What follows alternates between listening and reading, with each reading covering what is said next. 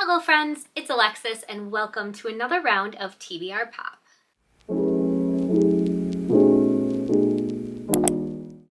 If you're new here, I will have the first round of this game linked below where I kind of explain the rules, but honestly, it's pretty self-explanatory. It's a TBR game based on the classic carnival game where you throw a dart at the balloon, except instead of popping the balloon to win a prize, there are prompts on the other sides of these balloons, and I will use the prompts I get to build a TBR. So the month of February is going to be very busy, but very exciting. I am participating in 2 readathons, plus we have Valentine's Day and my anniversary. So I'm definitely trying to fill up the TBR with books that either fit the readathon prompts or are kind of romance heavy because, you know, the month of love and all. I already made a hopefuls list that I will be trying to pull from, and I did already pull all of the books that I own physically from that list. There are quite a few. So yeah, we definitely have a lot to pick from this month. And the last thing before we get right into it is you might have noticed I mentioned I'm participating in readathons, but I didn't put any readathon balloons up on the board like I did for Winterween. The prompts for those readathons were very similar to ones that I already had on the balloons. So I did sort through the balloons and sort of pick out ones that would work best. So I have a lot of romantasy prompts, mood reading prompts, and then I threw in, I think, 5 balloons where the back says readathon pick. So this is still completely random. I don't know what anything is, but I have a much better chance of hitting a balloon with a prompt I can work with rather than just aiming directly for the balloons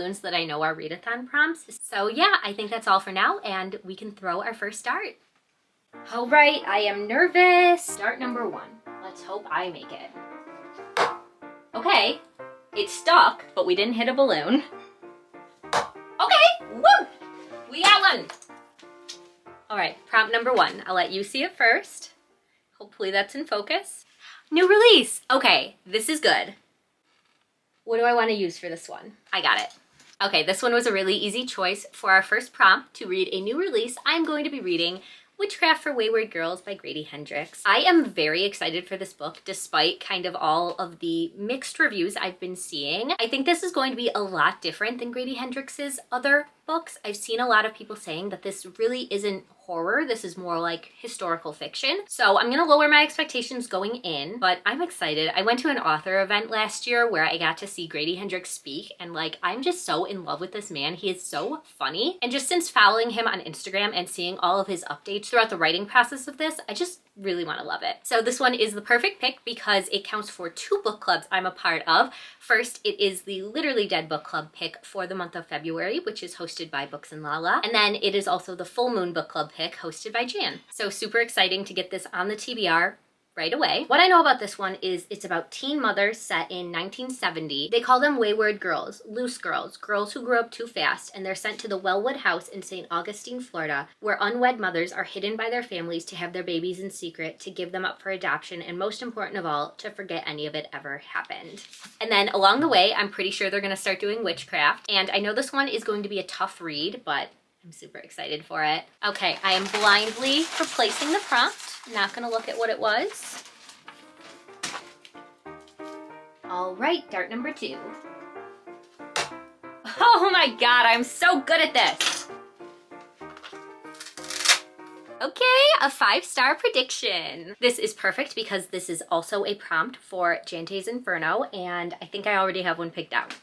Okay, so I have the perfect book for this. I am so excited to finally be reading this. And it's going to work for 2 of the prompts in Jante's Inferno. And that is going to be Pineapple Street by Jenny Jackson. I had never heard of it before, and then I was watching one of Lexi's vlogs from Alexandra Rosalind, and she was talking about how much she was loving this book, and I think I went out the next day and I bought it. This one is all about a rich family's drama, and like, say less, I am in. I love messy books about bad people. So I believe this one is more of a literary fiction, and it's following the 3 daughters of this super wealthy old money family called the Stocktons. And it was blurred by Ashley Audrain. She says it's a cancel all plans kind of book. Utterly addicting, big-hearted, and effective, Pineapple Street lets us into an outrageous world of generational wealth and privilege. If I could have put this novel straight into my veins, I would have.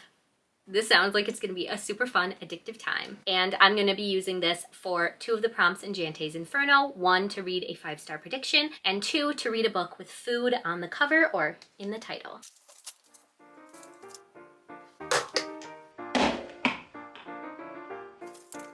Read a big book, meaning 500 plus pages. Now, normally I would hate for this prompt to come up, but in this circumstance, I actually picked it specifically because I have a very chunky book on my TBR this month for Romantasyathon, and that of course is going to be Quicksilver by Callie Hart. I have been seeing this book everywhere and I need to know what all the hype is about, and this is coming from a girl who doesn't really like fairy books, so this might not be my smartest choice, but I can't stand it. I need to know what the hype is about. I wish I could tell you what this is about, but all I know is the fairies. So let's see. 24-year-old Saris Fane is good at keeping secrets.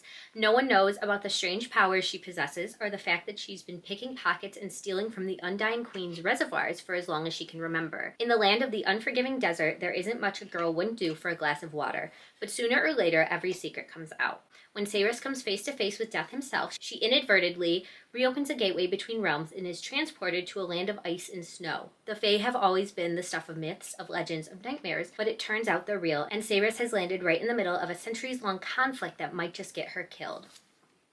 Okay, I'm in. And I love that it's taking place in a snowy setting because I really love matching my books to the current weather outside. So I think this is going to be a good one. And I will be using this one for Romantasyathon for the prompt to read a book with a black cover. Now, I know the cover isn't entirely black, but I really want to read this one. And all of the other books that I've chosen for my Romantasyathon TBR don't match the colors that are in the prompt. So I figured this one had the most black on the cover. So like, I don't want to hear the readathon police coming for me. I'm using this one. Okay, dart number 4.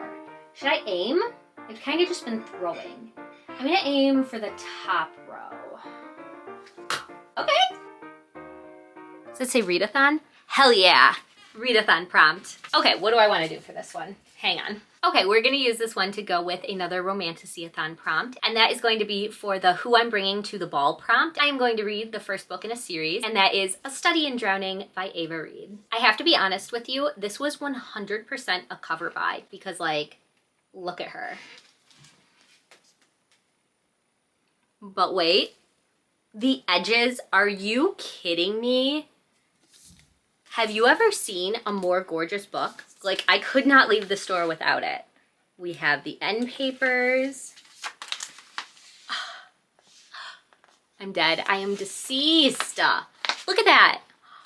Like, if this is not a new favorite book of all time, I'm canceling my channel. Like, it has to be a book this beautiful. I have to love it. I know it's sort of a mix between fantasy and dark academia. So let's see. Is this one about fairies too? Why do I keep doing this to myself?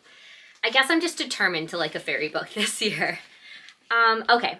Effie has always believed in fairy tales. Even though crumbling under the pressure of her first term at college, she can't always seem to tell the difference between fact and fiction. Her only solace has been Angharad, an epic from Illyrian national hero and author Emrys Mirrodin. Taken by chance and maybe fate to the late author's estate, she is intent on finding the purpose of her own story, but instead stumbles upon Preston Hellery, a scholar from the Literature College. Preston has come to the manor determined to prove Effie's favorite author is a fraud, and her only hope of proving him wrong is to conspire with him. The house and the truth might just ruin them both, as the sea threatens to swallow it, them, and all their stories whole. Okay, it sounds interesting enough. It seems like it's going to have a little bit of rivals to lovers in here, and I know Tori really enjoyed it, and she hasn't really steered me wrong with her recommendations yet. I usually enjoy the romantasy books that she recommends, so I'm excited for it. All right, dart number 5.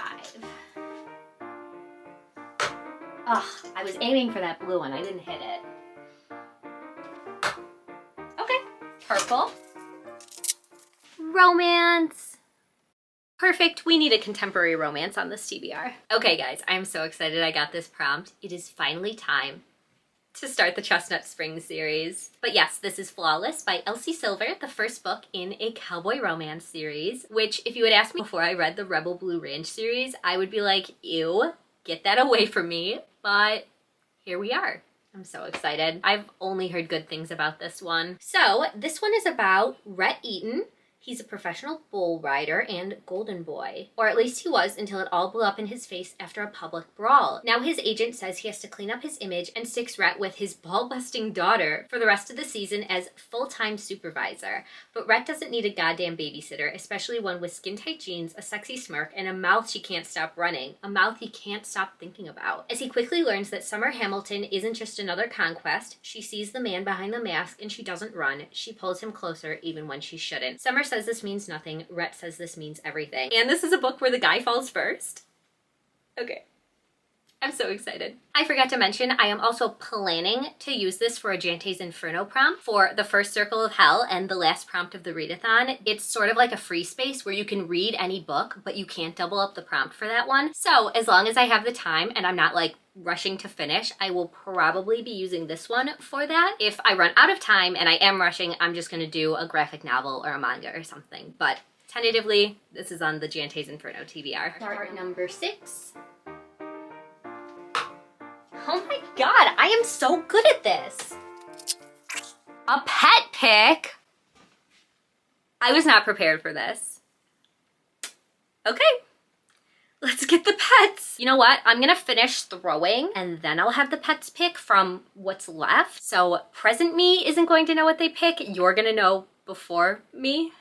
Okay guys, we are here in the living room. We have some cat treats. I'm going to let one of the cats, whichever one feels like participating first, pick a book for me. So first, to make it fair, I had to throw in a book that I hope they don't pick, and that is Nona the Ninth by Tamsin Muir. I just finished Harrow the Ninth, and the smart thing to do with this series, because they are pretty confusing, is to jump right into the next one where I'm like still kind of familiar with what's going on in the last one, but I'm not really sure if I'm ready for that. Then as a stand-in, because I don't actually own the physical book, I have a post-it note to mark Wake Up and Open Your Eyes, which is the new Clay McLeod Chapman book. Had to throw in a romance for February, and that is Love in the Time of Serial Killers by Alicia Thompson. And then last up, a book I'm going to read whether it gets chosen or not, because this book is on my 12 Recs by 12 Friends, and it counts for the Coffin Covers Challenge that I participate in as part of Jan's Patreon. And again, I don't own it physically, so just a post-it note as a stand-in, and that is These Women. So I have all the cats locked in the bedroom right now. I'm gonna lay out the treats, I'm gonna open the door, and whoever the first one out here is going to pick me a book to read.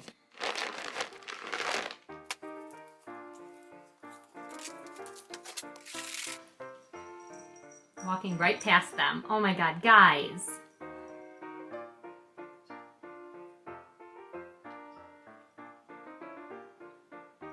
You're right on top of them. You found one? Okay, good job, Onyx. Onyx has picked for us Love in the Time of Serial Killers. Okay, yay! Onyx made a good choice. This is Love in the Time of Serial Killers. This is a contemporary romance I've had on my shelves for a little while. I believe it's about a woman who's super obsessed with true crime, so she doesn't date because, you know, she's a little nervous about men. And she becomes convinced that her new neighbor is a serial killer. He may dress business casual by day, but at night he's clearly up to something. It's not long before Phoebe realizes that Sam might be something much scarier, a genuinely nice guy who can pierce her armor to reach her vulnerable heart. This just sounds like a really cute time, and, you know, for Valentine's Day, I have to throw a rom-com onto the TBR, so I'm excited to finally be getting around to this one. Okay, we're back. I hope they picked a good one. We're gonna replace that and keep going. This is gonna be number 7. Start a new series. I have the perfect one for this one. Oh no, I threw it on the ground. Are you okay? I am so messy. This is going so well for me. So yeah, starting a new series. This is another pick for Romantasyathon, and what am I using you for? Oh, duh, okay. This is going to be for the prompt to decide my background for the ball, so like the character I'm creating. And there was a whole list of like magical creatures to choose from. Of course I went with vampires, my favorite of them all. So if you don't know, I read the first Crowns of Nyaxia book last year. I love Carissa Broadbent's writing so much, and I ended up devouring that first book in like, I don't even know, like 24 hours. So this is the next book in that world, but it is a start to a new series. This is book 1 of the Shadowborn duet, and I know this one is about vampires, and I think we go to the underworld underworld in this one. It's about a woman who's forcibly turned into a vampire. She lost everything, her home, her humanity, and most devastating of all, the love of the sun god to whom she had devoted her life. Now sentenced to death for murdering the vampire prince who turned her, redemption feels impossible. But then she is saved by Asar, the bastard prince of the House of Shadows with a past as brutal as his scars.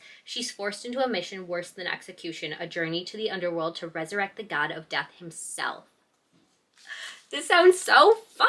Carissa Broadbent's writing is just so addictive, and she really knows how to write a spicy scene between vampires, so... Okay, we're gonna do one final throw. Did that hit? Oh my god, it's so close. Oh, doesn't count. Still doesn't count. Oh my god. This is wild. See, if you're wondering why I don't do punishments when I miss, this is why. We would have how many extra books on the TBR? Okay, for real this time. Oh my god. Oh my god! Guys, it was just going too well for the first half of this video. Holy shit. Come on. Oh my god, okay. We did it. You better be a good one. Readathon prompt, okay. I guess we'll take it. I hope you guys are having fun because honestly, so am I. So for this one, we're gonna go for another Jante's Inferno prompt, and this book also fits for two because I am the self-proclaimed queen of doubling up for readathons. So I will be reading The Favorites by Lane Fargo, and this is going to count for the prompts to read a book with an intriguing conflict and a recent purchase. I was not going to read this one. I was not interested at all until I started seeing the reviews comparing it to Daisy Jones and the Six. I had no choice. That is one of my favorite books of all time. Like, if this is even a little bit like Daisy Jones and the Six, I'm going to lose my mind. This is a little risky putting it on a readathon TBR because I didn't realize until now that it's a little thick. So this one is set in the world of professional ice skating, and I believe it follows two people who used to be partners until a shocking incident at the Olympic Games brings their partnership to a sudden end. As the 10-year anniversary of their final skate approaches, an unauthorized documentary reignites the public fascination with Shaw and Rosha, claiming to uncover the real story through interviews with their closest friends and fiercest rivals. Kat wants nothing to do with the documentary, but she can't stand the thought of someone else defining her legacy. So after a decade of silence, she's telling her story. From the childhood tragedies that created her all-consuming bond with Heath to the clash of desires that tore them apart. Sensational rumors have haunted their every step for years, but the truth may be even more shocking than the headlines. This sounds incredible. This sounds so good. Like, how can you hear that and not instantly want to know what this big, shocking conflict was that broke them up? Like, what are these secrets they've been hiding? And it's really just me because I'm very nosy, but I want to know all their drama. Okay, friends, we're gonna call it there for the balloon prompts because I don't trust it. It's been way too nice to us today. I really don't want to push my luck by getting something that I can't use for a readathon. So I'm happy with the stack we have, and I'm just gonna tell you the rest of my TBR for Jante's Inferno and Romantasyathon. Okay, so I'm gonna pop the graphic that Jan made up on the screen so we have a visual representation of what I'm talking about. So of course the whole premise of this readathon is that you're starting out in the lowest circle of hell and you are trying to escape. So you do that by moving up a level with each book that you read. And of course you're allowed to double up as long as the prompts are from circles that are next to each other, excluding the last circle, of course. So starting out at the bottom, for the first two prompts, we have Betray Your Physical TBR by reading something from the library or another format, and a book with a dark cover. For this prompt, I'm going to be stepping out of my comfort zone a little bit, and I'm going to be reading The Ministry of Time. So this is a sci-fi book, and I actually believe it was the winner of the Goodreads Choice Awards for the sci-fi category, which, if you remember from my 2025 goals video, reading more sci-fi is something I want to get into, but I've heard a lot of good things about it, but they still intimidate me a little bit, so I thought this was a good one to get moving on that goal. For the next two prompts, we have Read a Book with Violence and a hot pick. So a popular or trending book, and I'm so excited for this one. I'm going to be reading Wake Up and Open Your Eyes by Clay McLeod Chapman. I have been seeing this one everywhere, and just knowing my history with this author, I have to read this one. I'm so excited. So this one is a horror book with a lot of social commentary, very relevant to today, because in it, our main character Noah starts to notice some weird things going on with his parents since they started watching Fox News. So when Noah arrives at his childhood home, it's in shambles, a fridge full of spoiled food, mode, and his parents are locked in a terrifying trance-like state in front of the TV. Panicked, Noah attempts to snap them out of it and get medical help. Then Noah's mother brutally attacks him. But Noah isn't the only person to be attacked by a loved one. Families across the country are tearing each other apart, literally, as people succumb to a form of possession that gets worse the more time they spend watching particular channels. What? This sounds so good. And just the perfect book to fit this prompt. Okay, and then for the next prompts, we already talked about those. Of course, for a conflict in the synopsis that intrigues you and a book you acquired recently, I'll be doing the favorites. For a food or beverage on the cover/title and a 5-star prediction, I'll be reading Pineapple Street. And for one more book, Can't Double Up, I'll be doing Flawless. So moving on to our next readathon, of course, this is going to be Romantasyathon, the Starfall Ball, hosted by Tori Between Pages. And this is another one that we've already talked about most of the prompts, but I do have one more to share with you. So starting from the top, of course, what to wear, I'm going to be reading Quicksilver to try and fit a black cover. Who to bring, I'm going to be reading A Study in Drowning for a first in a series. Your background, of course, I'm going to be a vampire, and I will be reading The Songbird and the Heart of Stone. Such a long title. And then the trope you have with your date is one we have not talked about. And for this one, I'm going to be reading These Shadows Become Her by Demi Clarissa. Super excited to get this one on the TBR because this book is also on my 12 Recs by 12 Friends, recommended by Sash Reads. Love her so much. Let's just hope this one goes better than our buddy read of Haunting Adeline. But from looking up the tropes online, I believe this one includes forced proximity, which is one of my favorite tropes ever. And I know this one is also about vampires, so chances are I'll love it. So in this one, we have artistic prodigy Mia. She has long hoped to apprentice with a world-renowned artist. But when he crushes her dreams, despair drags her into a murky abyss of whiskey and men with only her sister Kaylee as a light in the darkness. But when Mia stumbles upon her sister's mutilated corpse, she is once again lost and untethered. All she knew crumbles around her with the gruesome sight, awakening a shadowy secret, one that could see her burn. Her first suspect is the man found standing over Kaylee's body, Idris Blackwood, a brooding vampire haunted by his own dark past, complicated by their one night of sizzling passion. Bound by a common enemy, Mia and Idris entangle themselves not just in the mystery of the grisly murder, but in a love affair the gods themselves never weaved. This sounds so good. We have a little bit of a murder mystery, we have a steamy romance with a vampire. Can't wait. And then the last official prompt will be for which weapon I'm bringing to the ball. I'm gonna double up for this one because I think most of these fit. Actually, all of them fit, so potentially I could show up to the ball with 4 weapons. You never know, you might need to be prepared. So for a fave author, Carissa Broadbent. A new to you author would be Ava Reed. A rec from a friend we just talked about, These Shadows Become Her. And out of your comfort zone, Quicksilver with the Fairies. Perfect. And then the same goes for the bonus prompts, which we don't know what those are going to determine yet, but I'll just double up. So for one word title, we could have Quicksilver, listen to an audiobook. I could really do any of these. A book you saw on socials, probably any of these. I see Quicksilver everywhere. A Study in Drowning, that edition I specifically saw first on Instagram. And then a highly anticipated book, again, any of these could count. All right, friends, we did it. I don't have a few of these books physically, so anything I don't own, I will be getting from the library, either picking up a physical copy or using the Libby app to listen to an audiobook or get the ebook. So yeah, February is looking like a great reading month. I'm gonna put these down. If you made it this far, thank you so much for watching. And let's make our emoji of the video the ice skate for the favorites, because I think that's probably my most anticipated read for February, even though there are so many good books on this list. And if you would like to, please let me know what your most anticipated book for February is down in the comments. I can't wait to hear what everybody's reading. So as always, friends, I hope you read a good book today, and I will see you soon in my next one. Bye.